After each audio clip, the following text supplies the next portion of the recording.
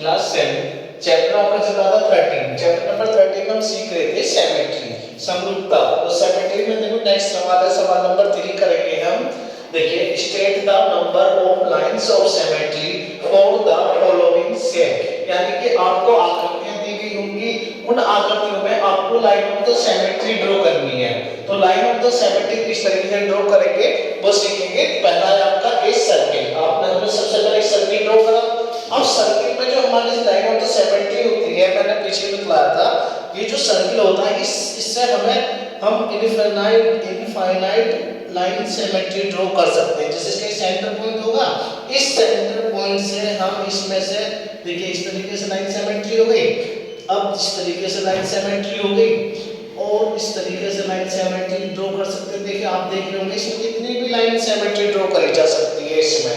तो इन्हें जब हमें अनगिनत लाइन सिमेट्री ड्रॉ होती है तो इसे बोलते हैं हम इनफाइनाइट। तो इसका जो आंसर हो जाएगा इनफाइनाइट हो जाएगा, यानी कि हम इसमें अनगिनत इसे बोलते हैं, हिंदी में बोलते हैं इसे अनगिनत सिमेट्री हम ड्रॉ कर सकते हैं। अगर हमें कोई सर्किल दे रखा है और उसमें हमसे कहा जाए कि आप लाइन ऑफ सिमेट्री ड्रॉ करो, तो लाइन ऑफ सिमेट्री इसमें हम जब ड्रॉ करेंगे तो इनफाइनाइट हम इसमें line of the symmetry draw कर सकते हैं। नेक्स्ट आकृति देखेंगे। नेक्स्ट आकृति आपकी स्क्वायर। देखिए स्क्वायर में कितनी लाइन सिमेट्री ड्रॉ कर सकते हैं। देखिए इस कॉर्नर को अगर मैं इस कॉर्नर से एक लाइन सिमेट्री इस तरीके से ड्रॉ कर देता हूं, देखिए लाइन सिमेट्री ये रखा है लाइन ड्रॉ। अगर मैं इसे इस तरीके से फोल्ड करता हूं तो बिल्कुल सेम इसमें जाएगा, नहीं पोर्शन पूरा ऐसे फोल्ड कर लेगा तो ये इस तरीके से एक लाइन सिमेट्री ड्रॉ करी जा सकती है। और इस लाइन से अगर मैं इससे इधर से लाइन ड्रॉ कर देता हूं, एक लाइन सिमेट्री में इस तरीके से ड्रॉ कर सकता हूं। इसमें आप इसमें से नीचे वाले पोर्शन को अगर इसे फोल्ड करोगे तो पूरा एकदम से ढक लेगा ना, है ना, फोल्ड कर लेगा। तो इस तरीके से लाइन सिमेट्री ड्रॉ करी जा सकती है। एक लाइन सिमेट्री आप इसके बीचों बीच इस तरीके से ड्रॉ कर सकते हैं, ये लाइन सिमेट्री ड्रॉ कर सकते हैं। देखिए ये यहां से बीचों बीच जाएगा, सही कर लेना आप इसे। इस तरीके से लाइन सिमेट्री ड्रॉ कर सकती है। एक लाइन सिमेट्री आप इसे इस तरीके से ड्रॉ कर सकते हैं। देखिए यहां से इसके बीचों बीच आप इससे इस तरीके से लाइन सिमेट्री ड्रॉ कर सकते हैं। तो देखिए इसमें कितनी लाइन सिमेट्री ड्रॉ हो गई। स्क्वायर में देखो ये चारों साइड, देखो स्क्वायर जो होता है इसकी चारों साइड इक्वल होती है, इसलिए अगर आप इसे बीच में से काटोगे तो ये क्रॉस इस तरीके से फोल्ड हो जाएगा। आप इसे एक पेपर पर करके भी देख सकते हैं। तो कितनी लाइन सिमेट्री ड्रॉ हो जाएंगी? 4 लाइन सिमेट्री ड्रॉ हो जाएगी। सही है।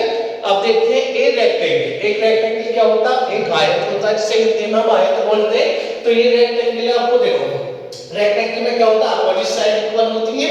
तो इसलिए देखिए अगर आप इसमें से सिमेट्री ड्रॉ करोगे, इसमें line of the symmetry draw करोगे तो इस तरीके से लाइन ऑफ द सिमेट्री अगर आप इसमें यहां से मिडिल से इस तरीके से आप लाइन सिमेट्री इसमें से ड्रॉ कर सकते हो। बीचों बीच इस तरीके से एक लाइन सिमेट्री इस तरीके से ड्रॉ कर सकते हो।